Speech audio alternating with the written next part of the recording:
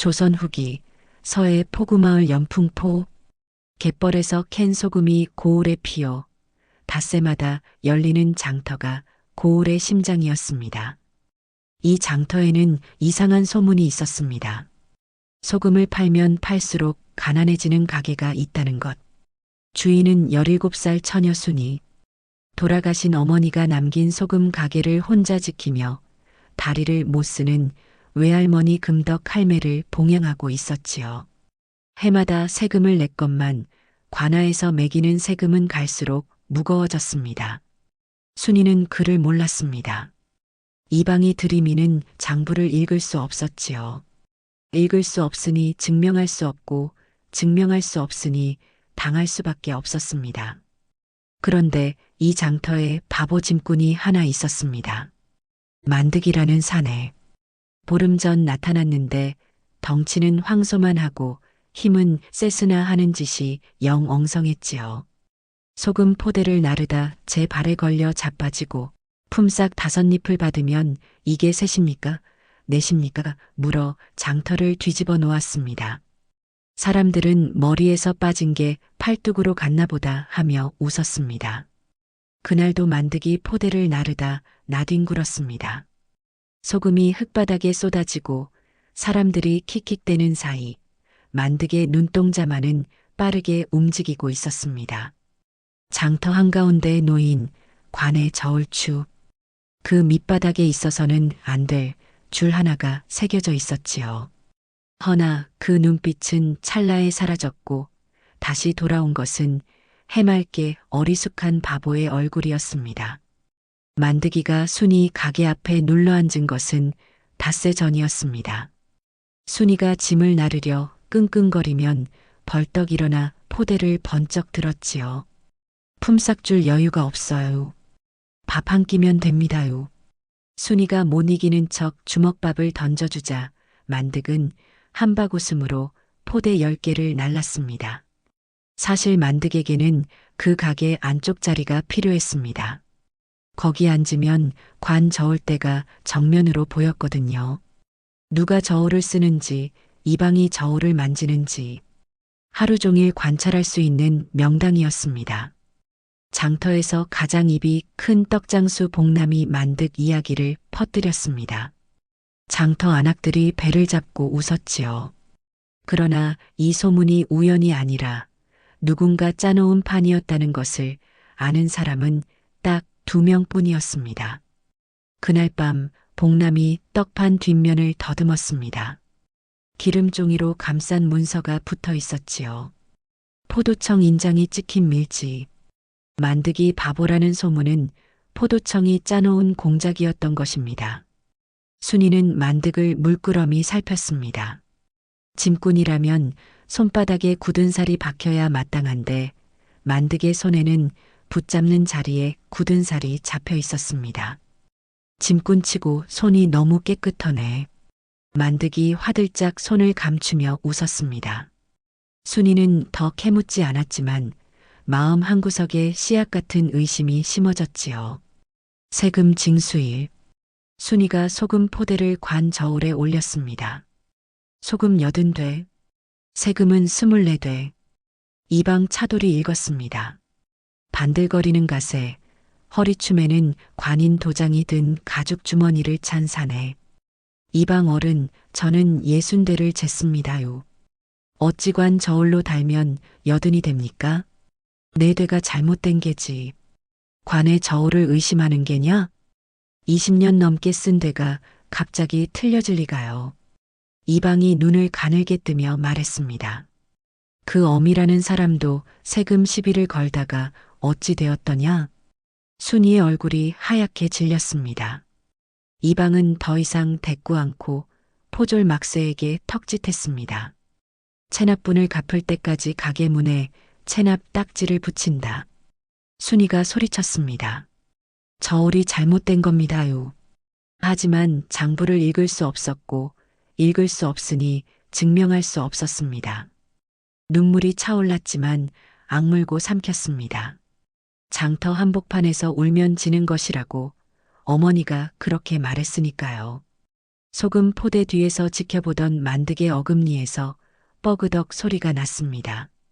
그날 밤 금떡 할매가 순이의 손을 잡았습니다.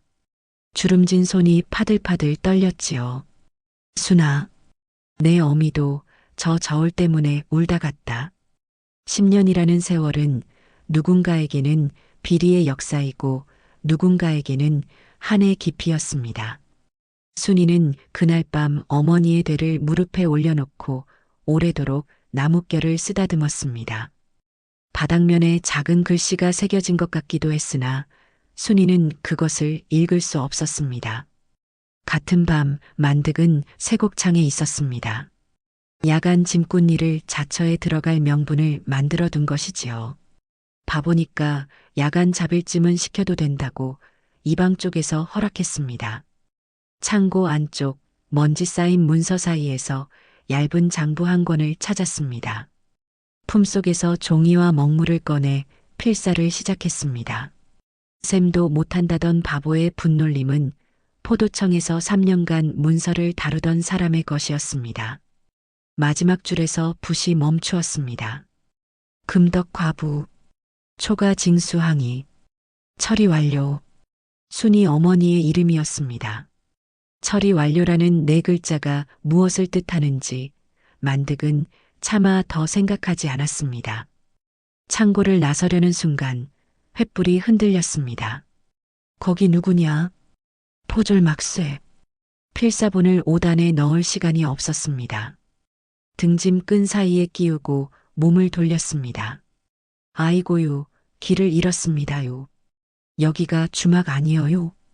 막쇠가 혀를 찼습니다. 이 멍청한 놈이 또 꺼져. 바보라는 소문이 만득을 지켜준 것이었습니다. 그 다음 날부터 만득이 사라졌습니다. 하루, 이틀, 만득이 앉던 자리는 텅 비었습니다. 순이는 아무 말 안 했지만 장터 입구를 바라보는 눈길을 감추지 못했지요. 소금을 퍼담다 멈칫, 포대를 나르다 멈칫. 혹시 저 모퉁이에서 큰 등짐이 보이지 않을까? 역시 남이란 건 믿을 게 못 되는구만. 말은 그렇게 했지만 가게 문을 닫으며 만득이 앉던 자리의 흙바닥을 한참 내려다보았습니다. 사라진 만득은 30리 밖 포도청 파견소에서 체포장에 마지막 도장을 받고 있었습니다. 관아에서 최후 통첩이 왔습니다. 닷새 안에 갚지 못하면 가게를 귀속시키고 할매까지 관노비로 삼겠다고. 가게 폐쇄 전날 밤 순이가 할매 방에 들어갔습니다. 할매는 벽에 걸린 집신 한 짝을 바라보고 있었습니다. 걷던 시절에 신던 것. 할매, 내일 이방 어른께 사정해 볼게요. 가게만 가져가고 할매는 건드리지 말라고요. 금떡 할매가 순이의 손을 꽉 잡았습니다. 머리를 조아리지 마라. 내 어미는 그러다 갔다. 더는 말이 없었습니다.